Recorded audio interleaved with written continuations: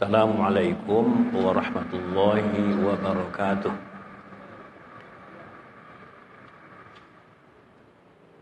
Alhamdulillah alladzi hadana lihadza wa ma kunna linahtadiya laula an hadanallah. Allahumma shalli ala Muhammad wa ala alihi wa sahbihi ajma'in. A'udzu billahi minasy syaithanir rajim. Bismillahirrahmanirrahim. Ya ayyuhalladzina amanu taqullaha haqqa tuqatih wa la tamutunna illa wa antum muslimun. Wahai umat beriman, bertakwalah kepada Allah dengan sebenar-benar bertakwa kepadanya, dan janganlah kamu mati melainkan sebagai muslim. Al-Quran surat Ali Imran ayat 102. Bapak-bapak, ibu-ibu, pengurus Masjid Agung Al-Muhsinin yang berhadir, yang sama-sama kita hormati, bapak-bapak, ibu-ibu, para tokoh masyarakat, alim ulama, cadik pandai, bunuh kandung, hadirin hadirat sidang jemaah yang dimuliakan.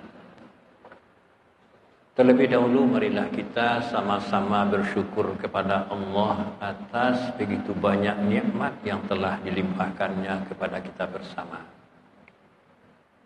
Salawat dan salam untuk Nabi kita, Nabi Muhammad sallallahu alaihi wasallam. Kemudian kembali malam ini, Senin keempat, jadwal rutin kita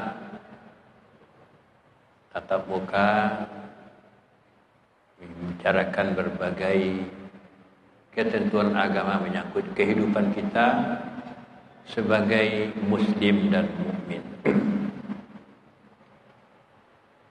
Ibu-ibu, bapak-bapak yang berhadir, kemarin saya menyaksikan proses akad nikah, dan saya diminta memberikan bimbingan atau nasihat untuk kedua mempelai. Yang hendak dibicarakan sekarang bukan urusan nasihatnya, tapi salah satu di antara rangkaian proses acara akad nikah itu ada namanya pembacaan sigat ta'liq talak. Selesai berlangsung akad nikah dan dinyatakan sah oleh petugas penghulu KUA, suami yang sah itu diberi kesempatan untuk mengucapkan sigat ta'liq talak. Nah, saya yakin kita yang sering melihat prosesi akad nikah ya tahu itu. Cuma yang jadi masalah, ada yang berkomentar, dan yang berkomentar itu tidak sembarang orang. Orang yang dianggap tahu dalam urusan agama, guru, Bisa dengar langsung komentar. Katanya pembacaan sigat taklik talak itu melonggarkan ikatan akad nikah.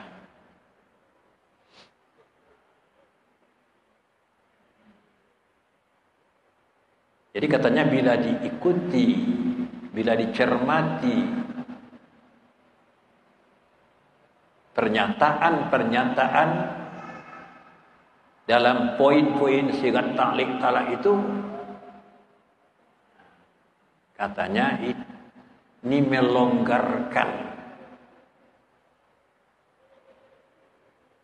ikatan akad nikah yang disebut dengan misaqan ghalidha, ikatan yang kokoh kuat. Kenapa ya seandainya lalu istri mengadu ke pengadilan agama, pengaduannya diterima, maka jatuhlah talak satu. Di sigat taklik talak, ya memang urusan talak. Padahal talak itu, kata komentar kawan tadi, siang hindak jangan, malam hindak dimimpi.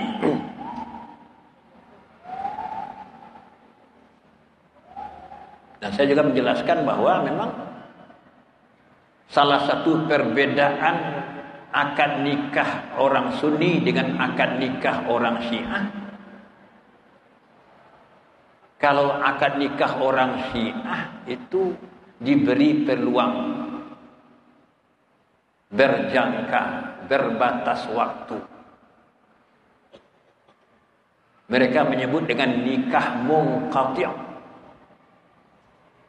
Nah, di dunia dikenal dengan nikah mut'ah. Ada jangka waktunya 2 bulan, 6 bulan, setahun, 2 tahun. Kalau sudah sampai ke batas akhir, ya bubar. Bukan cerai, berakhirlah ikatan perkawinan mereka. Tapi di kalangan umat Islam Sunni tidak ada itu. Sekali menikah, niatnya, tekadnya untuk selama-lamanya. Tambilang sudah malah rele.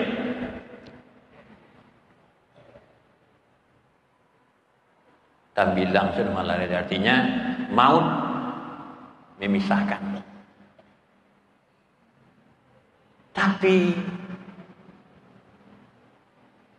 dilihat dalam contoh yang sudah-sudah, sejak dari zaman Rasulullah sallallahu alaihi wasallam, zaman sahabat, zaman tabi'in, atba'ut tabi'in, cerai itu terjadi juga.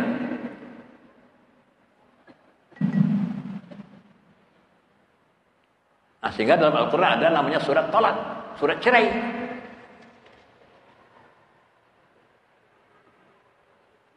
Untuk apa cerai? Itu jalan keluar ketika terjadi kebuntuan. Sudah bertahun-tahun tidak terwujud juga tujuan rumah tangga sakinah, mawaddah, warahmah. Tidak nampak tanda-tanda baiti jannati. Tapi yang ketemu adalah baiti nari. Harusnya, idealnya, rumah tanggaku adalah surgaku. Tapi yang ternyata yang dialami rumah tangga bagai neraka. Makan hati berulam jantung. Tekan perasaan. Karena adanya ketidaksamaan yang berujung kepada konflik demi konflik. Atau syikab demi syikab. Salah satu kasus yang mungkin terjadi Siang indah diangan, malam indah dimimpi, tapi terjadi. Kalau tidak ada penyelesaiannya, istri menjadi ditimpa oleh musibah. Istri yang menanggung kesulitan. Nah, apa contoh kasus siang tidak jangan, malam tidak mimpi? Seperti yang pernah terjadi di zaman Umar bin Khattab. Terjadi di zaman Umar bin Khattab, dan itu ada riwayatnya, ada silsilah sanadnya, disebutkan dalam kitab-kitab hadis dan juga dalam kitab fikih. Apa kasusnya? Seorang wanita yang mengaku sebagai istri si fulan datang menghadap Amirul Mukminin Umar bin Khattab radhiyallahu anhu, mengadu. Apa yang dikadukan?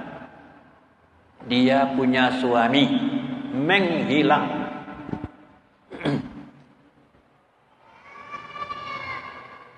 Pergi tanpa pesan. Tak ada berita sama sekali. Sebulan, 2 bulan, 3 bulan, setahun, 2 tahun. Nah, coba bayangkan ini.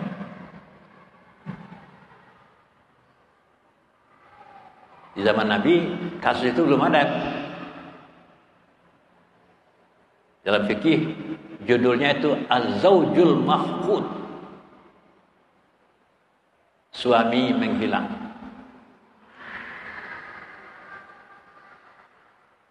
Di satu pihak, orang tua, ibu, bapak dari si istri telah menyerahkan anaknya kepada suami. Suami bertanggung jawab memenuhi kebutuhan si anak. Oh, sandangnya, pangan papannya, suami bertanggung jawab. Itu dijelaskan berkali-kali dalam Al-Quran. Wa 'alal mauludi lahu rizquhunna wa kiswatuhunna bil ma'ruf. Wajib atas orang yang anak dilahirkan untuk dia, itulah suami, menanggung nafkahnya, pakaiannya menurut ukuran yang patut. Jadi orang tua sudah melepaskan, akhirnya orang yang bertanggung jawab itu menghilang. Maka apa ini? Orang tua lah melebihannya, ngadu kepada Umar bin Khattab yang ketika itu jadi khalifah dengan gelar Amirul Mukminin. Nah, kata Umar, tunggulah dulu. Sudah lama menunggu. Sampai tunggu 4 tahun. Bayangkan ini. Seorang wanita di bawah tanggung jawab suami, rupanya suami menghilang, disuruh menunggu sampai 4 tahun. Apa kebutuhannya itu? Setelah 4 tahun ternyata juga tidak muncul-muncul. Tidak nongol-nongol suaminya itu. Nah, bagaimana wahai Amirul Mukminin? Sudah 4 tahun saya tunggu. Suami saya belum juga kembali. Apa kata Amirul Mukminin Umar bin Khattab? Yang tadi iddatul wafah. Beriddahlah engkau dengan iddah kematian suami. Anggap dia sudah mati.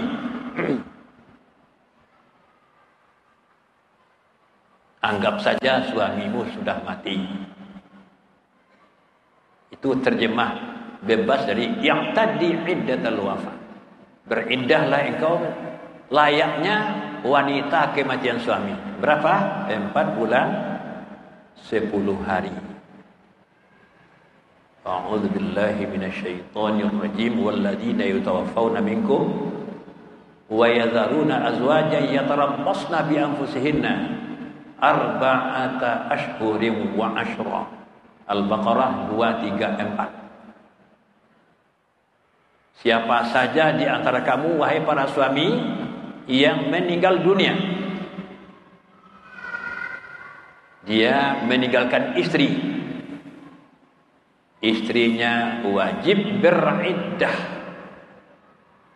menunggu untuk boleh kawin lagi dengan yang lain. Berapa? 4 bulan 10 hari. Arba'ata ashhurin wa ashra, menurut kalender Hijriyah, bukan kalender Masehi. Ya,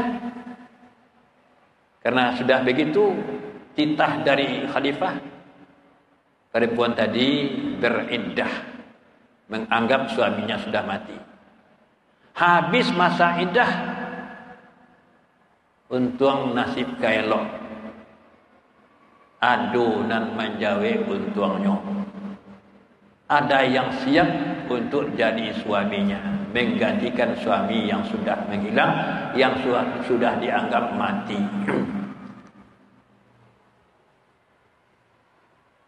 Rupanya ibu-ibu, bapak beradir, setelah menikah dengan suaminya yang baru, sampai hamil, dan hamilnya itu kelihatan, ya kira-kira 5 atau 6 bulan lah dia. Pulang suami yang lama.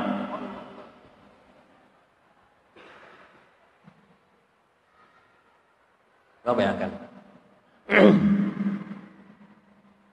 suami yang menghilang itu pulang kembali, dicari istri, ibarat sangka lah bauni, katiciran pai malam tibo.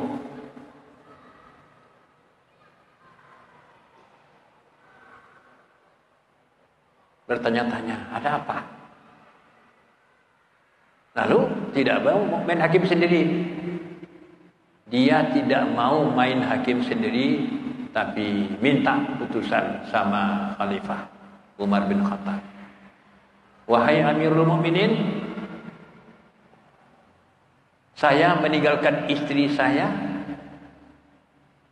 lalu tanpa setahu saya dia kawin dengan yang lain. Siapa istrimu? Syanu. Setelah disebutkan identitasnya, oh ya, saya nyuruh dia kawin. Saya yang mempersilahkannya kawin. Kok begitu wahai Amirul Mukminin? Ya kamu yang salah. Masa selama itu meninggalkan istri tanpa ada kabar berita? Siapa yang sanggup? Wanita ditinggal oleh suami bertahun-tahun. Siapa yang sanggup itu? Memenuhi kebutuhannya. Orang tuanya sudah menyerahkan. Nah, kata laki-laki itu, bukan saya yang salah. Saya tertangkap musuh, disuruh kerja paksa di suatu lokasi yang entah di mana.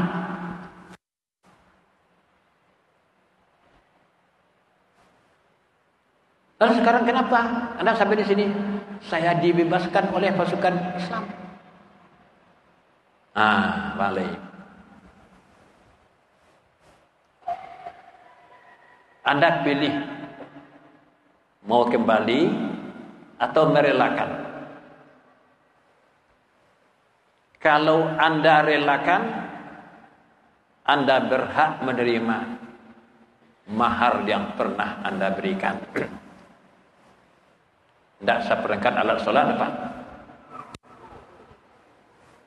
Mahar di Arab itu, Makkah, Madinah itu yumahai. Biasanya hadiqah. kebut produktif. Itu biasanya namanya mahar.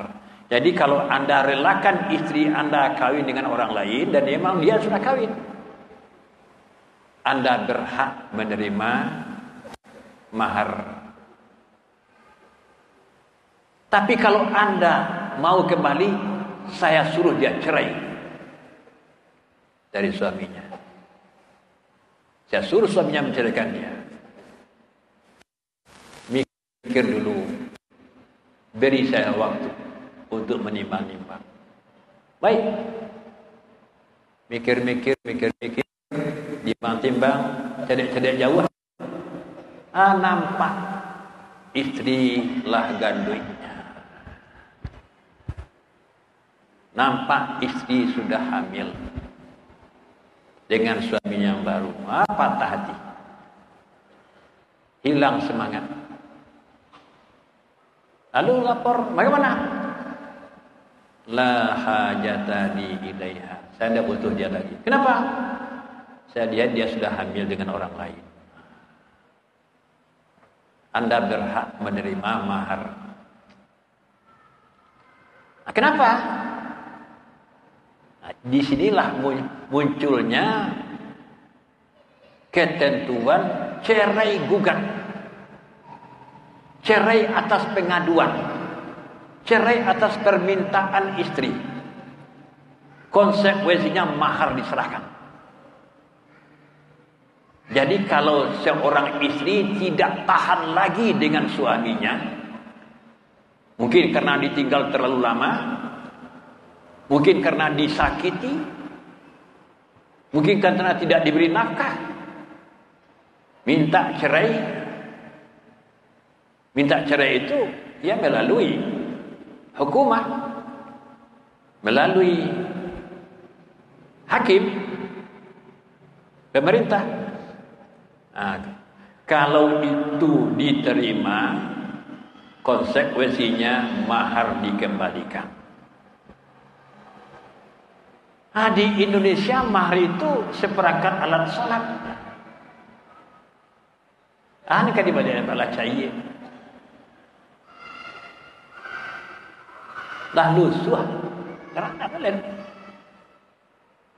Disitulah munculnya uang iwat. Jadi yang mau tanya Pak, di ujung poin-poin sigat taklik talak itu, seandainya istri saya mengadu ke pengadilan agama, pengaduannya diterima, maka jatuhlah talak 1. Untuk itu istri saya menyerahkan uang iwat sebanyak 10.000 rupiah. Harusnya uang itu kepada suami. Tapi di situ dinyatakan uang tersebut saya serahkan ke pengadilan agama untuk digunakan buat kepentingan sosial. Ambo tanya Pak, Lai tahu mana pulai uang iwan itu apa itu uang iwan? Kalau di masyarakat orang Surau tahunya man iwat itu. Ada man iwat.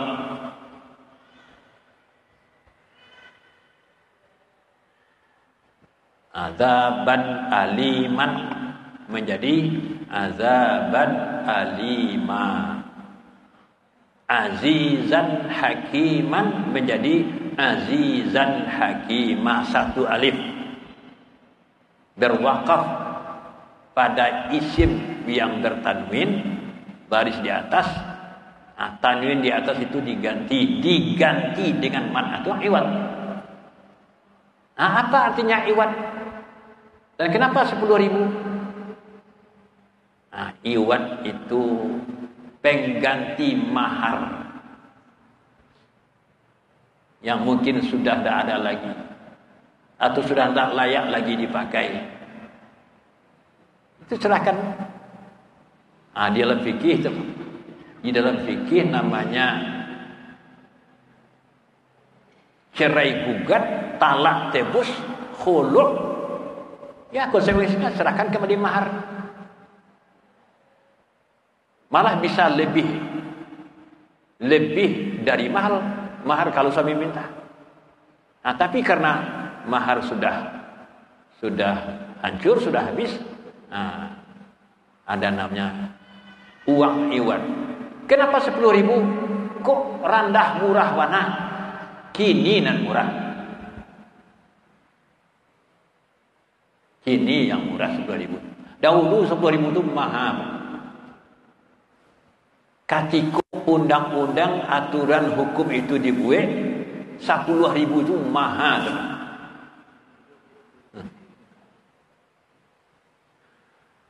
Tahun 70 hampir ameh sameh 3.000 Pak. Iya Pak. Tahun 79 naik menjadi 6.000. 80-an naik lagi menjadi 15.000. Oh, membubung. Anak nameh dan baris sebanyak itu yang tua makonyo kini ko Pak. Orang basawah nyaris ndak balabur. Kalau tahun 70-an ndak orang tadi Pak tahunan. Kalau nampak padi lah mulai menguniang dan tumpaknya lawih pula lah tabayang. Bara rupiah nak di koleksi. Pulang padi. Nah, kini tak ada lagi. Pulang padi deh. Badi pupuk, pak membaca, pak batanam, pak memanyapi walah. Sementara kok dijual badeh nilainya. Nah, itulah. Jadi merubah 10.000 menjadi kok 1 juta, kok 5 tidak mudah. Harus dengan undang-undang. Harus dibuat aturan perundang-undangan yang baru. Nah, itulah ibu-ibu Pak Hadir. Jadi di dalam sigat ta'liq ta'ala itu memang dibunyikan, seandainya saya meninggalkan istri saya 2 tahun atau lebih tanpa ada kabar berita. Nah, seandainya saya tidak memberikan nafkah wajib 3 bulan berturut-turut. Seandainya saya membiarkan istri saya terlunta-lunta 6 bulan atau lebih. Seandainya saya menyakiti istri saya, dia saw. Istri saya tidak terima. Tidak terimanya itu dia lapor ke pengadilan agama. Tidak terima berarti minta cerai. Mengadu, pengaduannya terima, jatuh talak 1. Jadi memang banyak kasus yang memang terlindungi dengan sigat ta'liq talak. Ada contoh kasus. Ada orang kampung pergi merantau bertahun-tahun, mungkin sudah lebih 15 tahun tidak pulang-pulang. Allah gagah pulang Pak. Pulang bawa torancak. Setelahnya hebat. Rajin tu kamu saji. Bulan puasa pula Pak deh. Membawa sajadah, baju perasiah. Katamu assalamualaikum. Masya Allah, astagfirullah. Bawa tasbih. Tu di kampung tak canggang lah Pak. Allah aduh. Allah bini juga. Waduh, peluang. Basilang cara no datang. Itu biasanya. So yang namanya daya tarik materiko luar biasa. Yung gagah otonya baki deh. Gak cara kini ya Fortuner kayaknya Pajero. Ayo. Ibu ya tongan. Cocok. Ditaku hari lah menikah. Sedang berlangsung acara pernikahan, tiba polisi di borgol. Langsung. Ya bisa terkait kasus narkoba. Narkoba kok nak main-main. Kalau memang cukup bukti, dah main-main. Malah parah lo di luar Pak. Namun kalau naik pesawat ke Singapura Pak, menjalang mendarat tuh ada pengumuman. Bila Anda tertangkap terbukti membawa dana, Anda dihukum mati. Langsung. Tapi kalau dari Singapura ke Indonesia, bila Anda tertangkap terbukti membawa obat-obat terlarang dan sejenisnya, Anda dihukum berat, maksimal hukuman mati. Agak beronggang saya Pak. Kalau ke Singapura enggak Pak.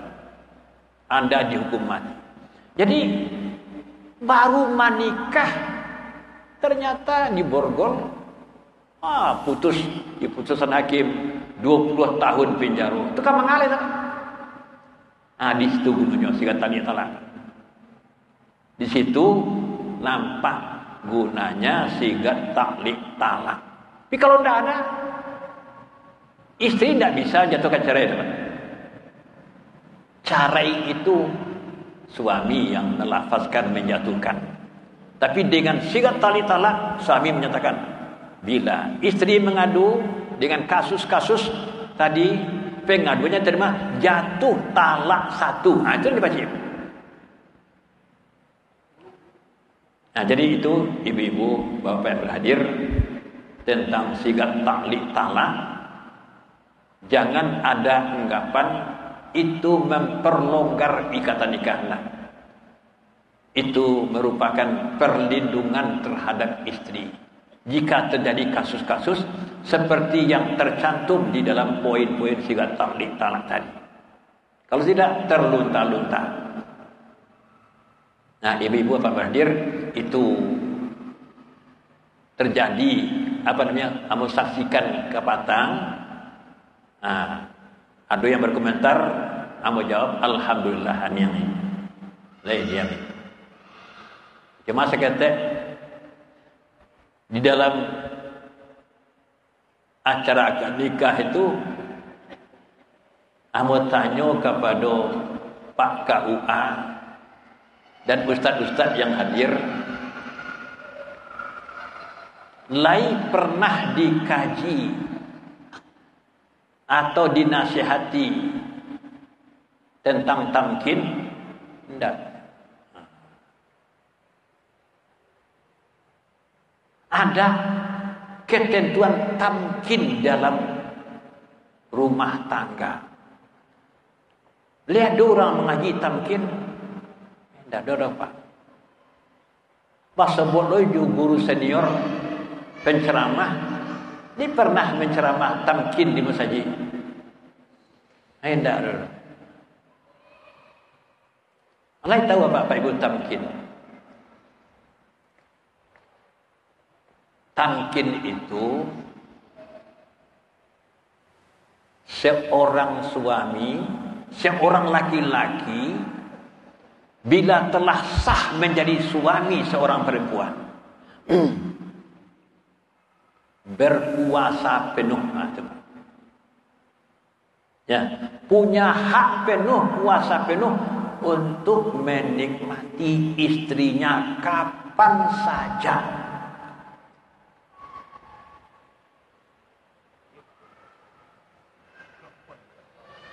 Itu apa masalah?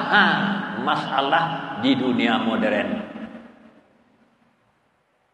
terutama beristri karir, beristri pegawai, beristri polisi, beristri tentara, beristri pejabat.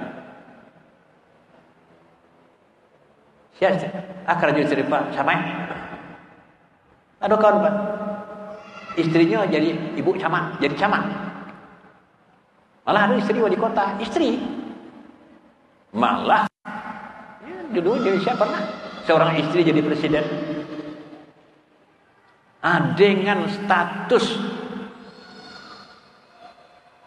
wanita karir, PNS, karyawan, pejabat, tamkin bermasalah.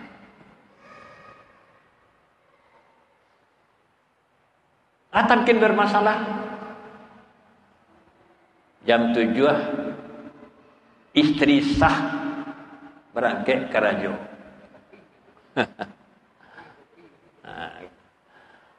Jam 7 lah berangkat ke rajo. Jam 7:30 suami talaga. Kumal maghrib. Adek besi sampiang sarap bati lanjang. Coba. Berdosakah istri? Kamu jangan langsung Pak. Ada kata-kata yang sangat jorok tapi bikin ada bananya Pak. Yang bicara itu aktivis Pak. Istri kalau nyuk karir lakinya dua aja Pak. Dua lakinya. Laki di rumah, lakinya di kantor. Saya akan di kantor atasannya. Salamu jam nas. Suami ngalah dulu. Suami dulu ngalah dulu. Apa aja agama. Apalagi kalau pejabat. Tergantung ketika akan menikah. Dan ketika akan bekerja. Seorang laki-laki dilamar untuk menikahi seorang wanita yang statusnya pegawai atau karyawan sebuah perusahaan penting BUMN. Bersediakah Anda menikah dengan si Anu dengan statusnya pegawai? Bersedialah. Statusnya pegawai itu bersedia. Artinya berlakulah kaidah ridha bi syai'in ridha bima yatawalladu minhu. Suka rela dengan sesuatu berarti harus suka pula menerima akibat sesuatu. Kalau suka beristrikan pegawai harus rela. Ya, dengan suka tadi Pak. Bersediakah Anda kawin dengan si Anu yang kerjanya sebagai PNS, ASN, kerjanya sebagai polisi, tanpa mengganggu, tanpa mengganggu statusnya itu. Bersedia, harus terima. Tapi kalau sebelum menikah, ini tidak terikat.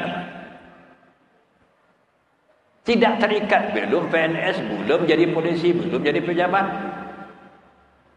Ada peluang setelah menjadi istri seseorang, terbuka lamaran rekrutmen polisi, rekrutmen ASN. Dia boleh masuk dia boleh masuk jadi PNS. Tidak masuk aja salah. Tapi kalau boleh siap. Ya, siap untuk menerima konsekuensi kepegawaiannya itu. Sama halnya dengan siap menikah dengan wanita usia 50 tahun. Seorang laki-laki menyatakan siap menikahi seorang wanita bara umurnya nangkan nikah itu 50 tahun. Tahunya usianya pada situ 50 tahun harus siap untuk tidak punya keturunan. Ridha bi syai'in ridha bima yatawalladu minhu. Setelah menikah dengan wanita usia 50 tahun, 1 tahun, 2 tahun, 3 tahun, tak ada hamil. Lalu protes, guna bini kalau keturunan. Tak bisa itu jadi alasan untuk menceraikan istri. Kenapa? Ya memang begitulah. Usia produktif itu ya paling 35. Kini 50 umurnya. Namun menikah di wanita 50 tahun berarti siap untuk tidak mendapatkan keturunan. Sama dengan itu. Jadi hal-hal yang semacam ini jarang dikupas, jarang dibicarakan. Ya, perlu kita ketahui. Jangan terjadi salah duga, salah sangka. Ya kenapa? Kok pakai sigat talak? Kok talak disabui baru ke menikah, talak disabui? Nah, itu sebagai antisipasi berbagai kemungkinan yang tidak baik. Siang tidak jangan, malam tidak dimimpi, tapi terjadi, harus ada penyelesaiannya. Sampai di situ silakan kalau ada yang ingin berkomentar atau bertanya. Silakan.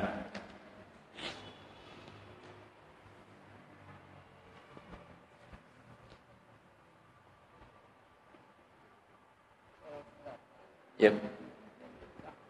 Ya. Oh.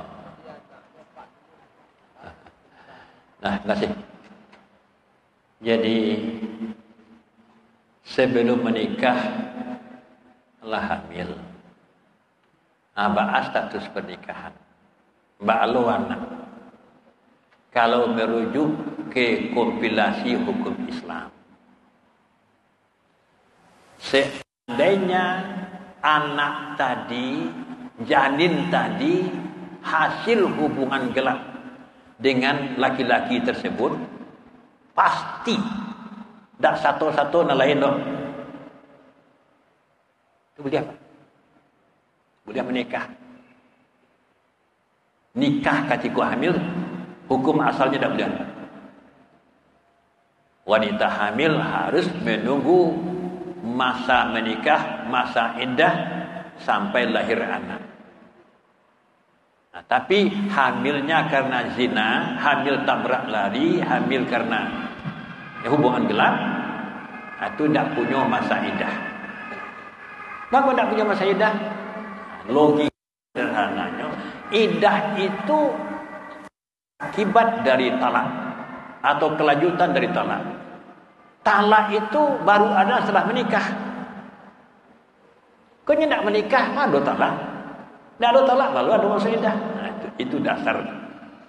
Nah, jadi itulah. Cuma yang kasus yang pernah terjadi, paling tidak nabodanga langsung.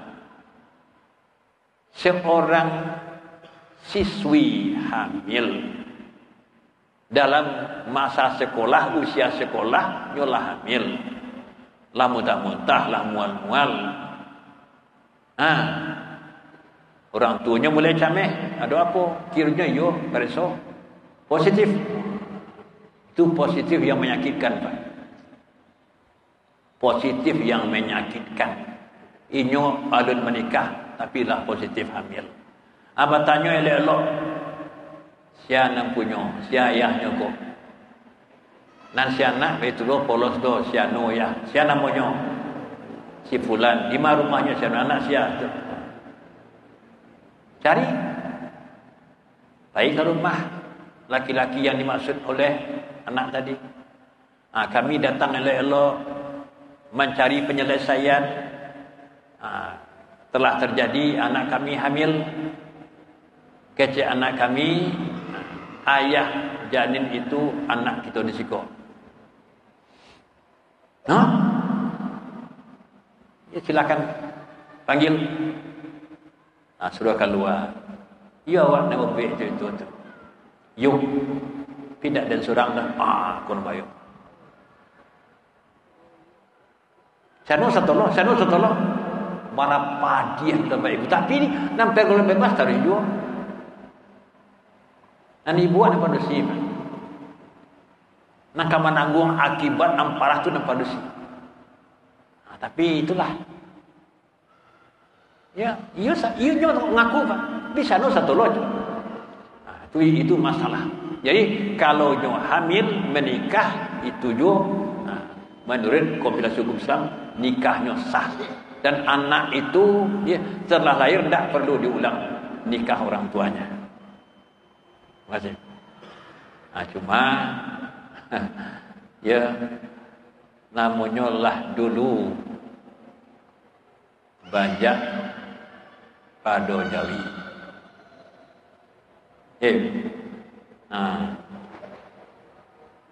Hamil sebelum menikah ada masalah yang sangat baik pengakuan seorang konseptor KHI. Apa itu? Hukum tidak berlaku surut.